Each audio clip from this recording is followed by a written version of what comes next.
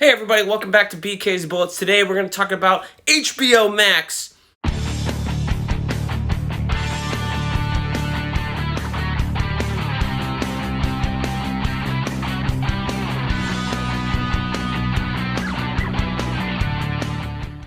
Hey everybody, welcome back to BK's Bullets. My name is Brent. I am your host as always.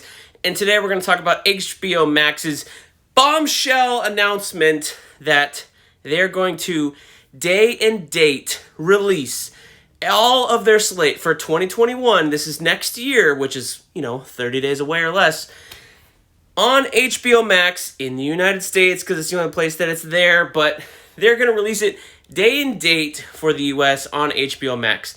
Now, if you're an AT&T subscriber, whether through its phone or internet, I suggest you get online right now and make sure that you can get it for free. I'm an AT&T subscriber for internet. I have HBO Max for free. It's been activated since the day it launched, and I highly suggest you check that out and see if you can do it as well. Because this is going to help you out. As a comics fan, as a sci-fi fan, here's what's coming down the pike for you. You have Wonder Woman coming on Christmas Day. You have Mortal Kombat coming in January, which we haven't even seen a trailer for, so now that is like a for sure thing, I think it's January, we're going to start seeing pictures, we're going to start seeing trailers, and this is supposed to be like the the remake, reset, that's based on the web series Mortal Kombat Legacy, that was like very hardcore and gritty, and took it seriously, kind of like how the games have been the last couple games. You're also going to get Suicide Squad in August, day and date. You can watch it at home, don't have to worry about going to the theater, and you're also going to get, sometime in 2021, Dune, which is what I'm most excited about. I'm so excited about this movie. I watched the trailer and then I was like, I need to go read that book. So I went and bought the book. I haven't read it yet, but now I know I need to get to. And don't forget, The Matrix 4 is part of that lineup as well.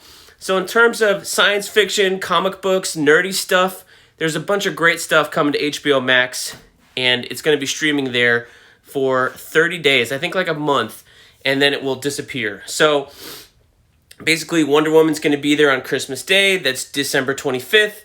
And then by the end of January, it will be gone. And then, Mortal Kombat will show up. And then after it's 1 month, it'll be gone. It'll come back later, I'm sure. And then I'm sure, after the 3-month theatrical window, like normal, it'll be available for purchase and stuff like that.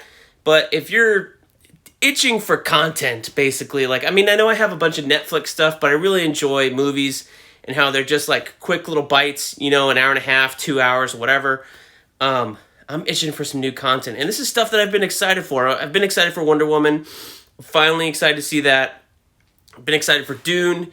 And it's all going to be on HBO Max in 4K, in HDR, Dolby Vision, Dolby Atmos, all that stuff. All that stuff is launching with Wonder Woman, so all these new films will be in the best streaming quality. Of course, it's not going to hold a candle to if you had the actual disc or something, but you'll have that opportunity later to bring it home. Now, that's not to say that these won't be in theaters. They will be in theaters where they're open. So if you're in the international markets, you'll probably be able to check them out there if your theaters are open. If not, who knows? But here's the bright side. I saw an article, was it this morning or yesterday, basically saying that, at least in the UK, Warner Brothers had agreed to some sort of deal with Sky, I think it was called. And I'm not sure what that cable channel is in the UK, but I imagine it's some sort of premium content channel. So I don't know if it'll be over there as part of that subscription or if it's going to be there for an additional price, but I believe with this announcement, they're going to start making deals in terms of, international distribution for the same thing, because I'm sure the international fans are going to start demanding it. It's not fair that HBO Max isn't in a bunch of different countries right now. It's been in the US since May, and why they haven't launched it in other countries is just bonkers to me. I don't know why. Maybe HBO Max isn't a brand name outside the US, but that's their problem, right? Why haven't they launched it? So it is a little unfair to the international market, but I think there's going to be a light at the end of the tunnel. If they start launching internationally, this will drive subscribership. If they start making deals with other international channels like Sky in the UK, it'll help that out. It'll help their bottom line. So what does this mean? I think this means, I don't think it means in terms of it's going to kill the theater business. I think you're going to see some takes where people are going to be crying, oh, this is the death of the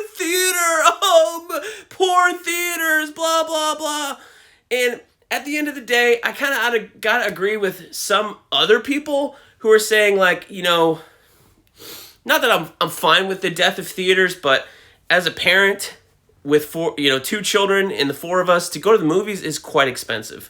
So to get Wonder Woman at home, and I can sit my 6-year-old daughter down up here and watch it in 4K on Christmas Day after she's done playing with her presents, is going to be a pretty cool experience and a memory for her. And also, it's not going to cost me anything. I can make popcorn. She can pause to go to the bathroom. I can't remember.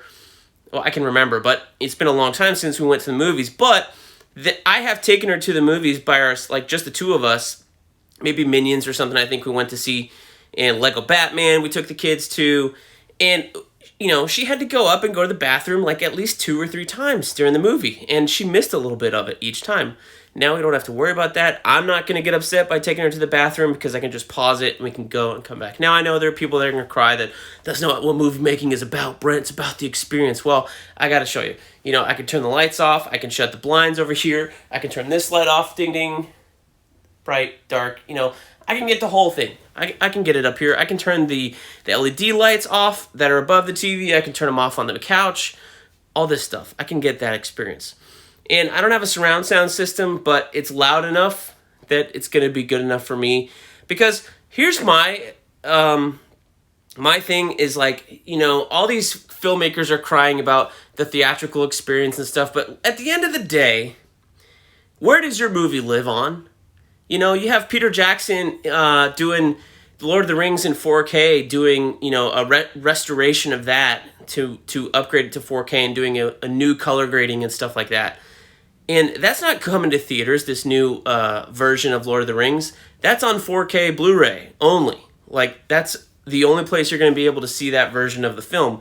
And of course, he's promoting it like this is, they all look like one film now or whatever. But your movies live on televisions, And if you want to really get down to it, they live on iPads, they live on iPhones or Android phones, whatever. I don't like to watch movies on my phone. I will do it on an airplane if it's a short plane ride for 2 hours or something. I'll download something to watch and hold it, and that's why I got the Apple iPhone Max or whatever, because I wanted the bigger screen, because I was doing it on the regular iPhone 10, and I was like, I need something bigger. This is, not substantial enough. So that's what I did for me, but I don't like watching them. I'd rather watch them on a television screen. I have a 50-inch television here upstairs. I have one in my bedroom that's 49 inches.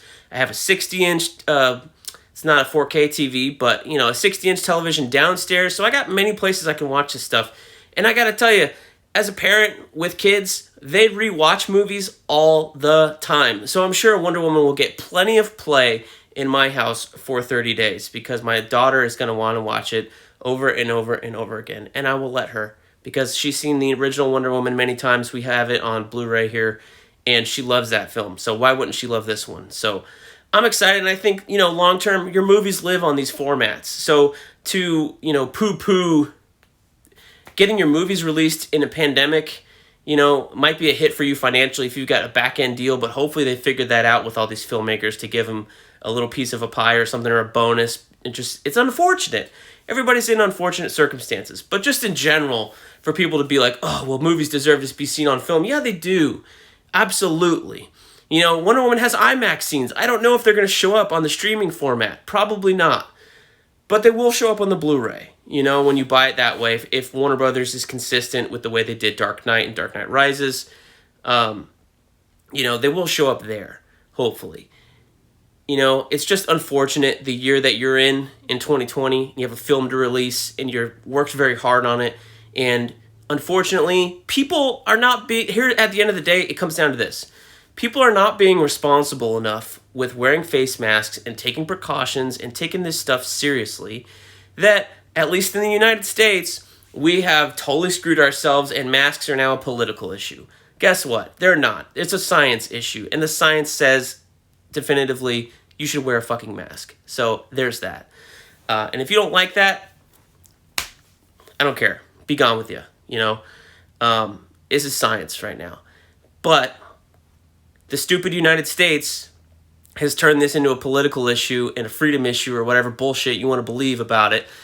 And we're not taking it seriously enough as we should. So The United States, in my opinion, has totally bumbled this, and I don't believe with any certainty that just because there's a vaccine next year that this is going to improve 2021.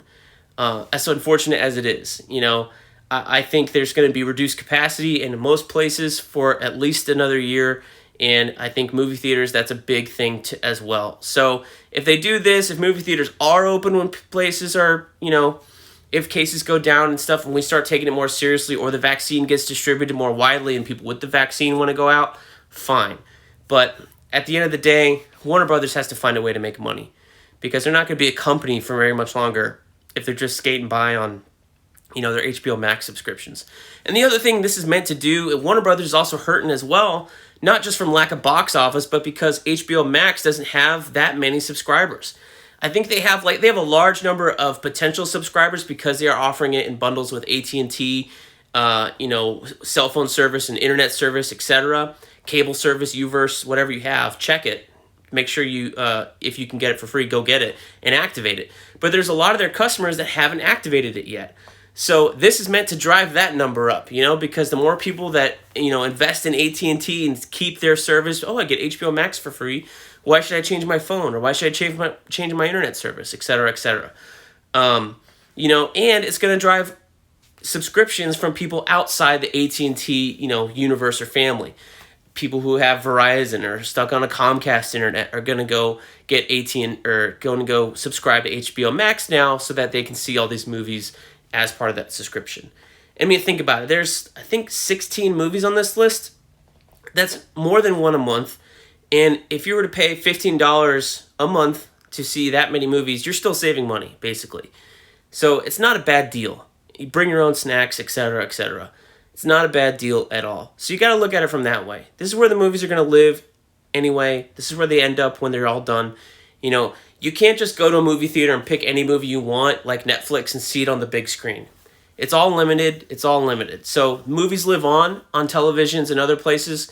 So yeah, it's unfortunate for the times we're in, but let's face it, this is probably just temporary, unless, of course, this takes off in a big, big way.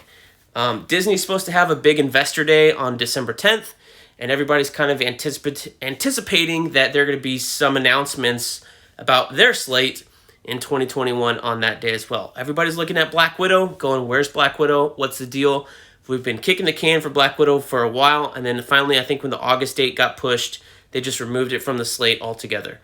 And I believe since Florence Pugh, who's playing Yelena Belova, the second Black Widow in the comic books, is in that film and being introduced, she's also in Bucky and the Winter Soldier, and Bucky and the Falcon and Winter Soldier.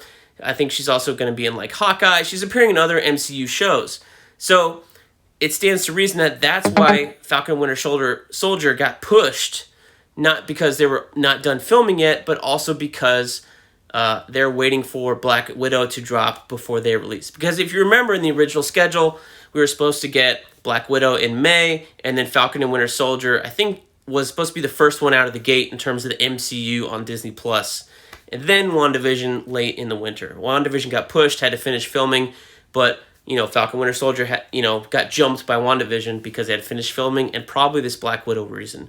So I don't think if they've got both these, two things ready to go, that they're going to wait any longer. I, firmly believe they're going to put, Black Widow on Disney+, whether it's included with your $7.99 a month or whatever it is, or if you got to pay extra. I will certainly pay extra for Black Widow. I did not pay extra for Mulan, and that paid off. My family rented it from Redbox for $2.99 over Thanksgiving, and that was pretty bad. So I'm glad I did not pay $30 for that.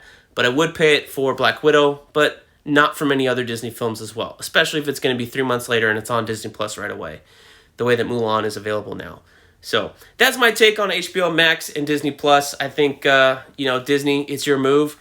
But, Warner Brothers, HBO Max certainly set themselves up for success in terms of raising that streaming platform's awareness in people's minds by doing this as well.